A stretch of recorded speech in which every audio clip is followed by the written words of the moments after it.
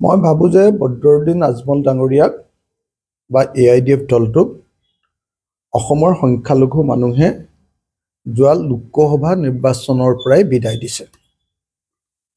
আচলতে যোৱাবাৰ 2021 চনতে বিধানসভা নিৰ্বাচনতে AIDFক বিদায় দিবলৈ সিদ্ধান্ত লৈছিলে মানুহে, কিন্তু কংগ্ৰেছ দলে এলায়েন্স কৰি দিয়াৰ কাৰণে তেওঁলোকে পুনৰ জীৱন পালে। কিন্তু পুনৰ জীৱন পোৱাৰ পাছত যেতিয়া তেওঁলোক জিকি আহিলে, তাৰ পাছত তেওঁলোকক দেখা গ'ল যে সদায় তেওঁলোকে বিজেপিৰ লগতে উঠা বহা কৰে। গতিকে AIDFক বিজেপিৰ বি টিম ৰূপে অসমৰ সকলো মানুহে উপলব্ধি কৰিলে আৰু অসমৰ সংখ্যালঘু মানুহে বুজি পালে যে AIDF যদি থাকে, অৰ্থাৎ মুছলিম মৌলবাদী দল এটা যদি থাকে, তেতিয়াহ'লে হিন্দু সাম্প্ৰদায়িক মৌলবাদী দল বিজেপিটো অসমত থাকিব। সেইকাৰণে মানুহে এতিয়া বদৰুদ্দিন আজমল ডাঙৰীয়াৰ আপোনাৰ AIDF দলটোক সম্পূৰ্ণৰূপে বিদায় দিব খুজিছে, অসমৰ ৰাজনীতিৰ পৰা কমপ্লিটলি বিদায় দিব খুজিছে।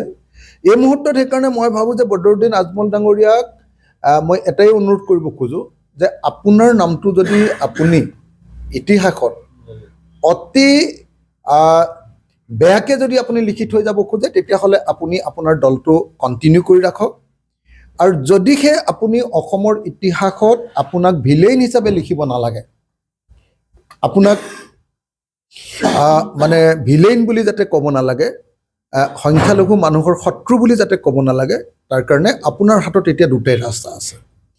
এক নম্বৰ ৰাস্তাটো হ'ল যে আপুনি AIDF দলটো ভাঙি নাইকিয়া কৰি দিব লাগিব, বিলুপ কৰি দিব লাগিব। আৰু যদি AIDF দলটো ভাঙি বিলুপ কৰি দিবলৈ বেয়া পায়, তেতিয়াহ'লে সেই দলৰ কিছু সংখ্যক মানুহক আপুনি কংগ্ৰেছত ছিট দিয়াকৈ কংগ্ৰেছৰ লগত চামিল কৰি দিব লাগিব।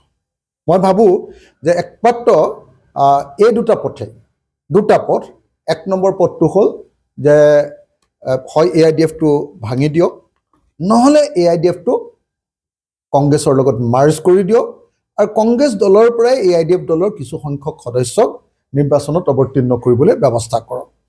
এইটো কৰাৰ অবিহনে যদিহে এইবাৰ আকৌ অকলশৰীয়াকৈ নিৰ্বাচন খেলে, তেতিয়াহ'লে UMFৰ নিচিনাকৈ আপোনাৰ AIDFটোতো নাইকিয়া হৈ যাবই। আৰু অসমৰ ৰাজনৈতিক ইতিহাসত সদায়ে বদৰুদ্দিন আজমল হৈ থাকিব ভিলেইন, বদৰুদ্দিন আজমল হৈ থাকিব অসমৰ ৰাজনীতিৰ এজন মানে অত্যন্ত কলা আখৰেৰে লিখা এটা অত্যন্ত অন্ধকামৰ নাম। সেইকাৰণে মই বদৰুদ্দিন আজমল ডাঙৰীয়াক অনুৰোধ কৰিছোঁ, আহ্বান জনাইছোঁ যে আপুনি আকৌ বিজেপিৰ হৈ এবাৰ কাম নকৰিব 2026-ত। আপোনাক সকলোৱে গম পাই গ'ল যে আপুনি সদায় বিজেপিৰ পক্ষত কাম কৰে। আপোনাৰ সকলোৱে গম পাই গ'ল যে আপোনাৰ বহুত MLA বিজেপিক ৰাজ্যসভাত আৰু ৰাষ্ট্ৰপতি নিৰ্বাচনত ভোট দিছে। আৰু সকলোৱে গম পাই গ'ল যে এই গোটেই প্লেনটো আপুনি নিজেই কৰিছে।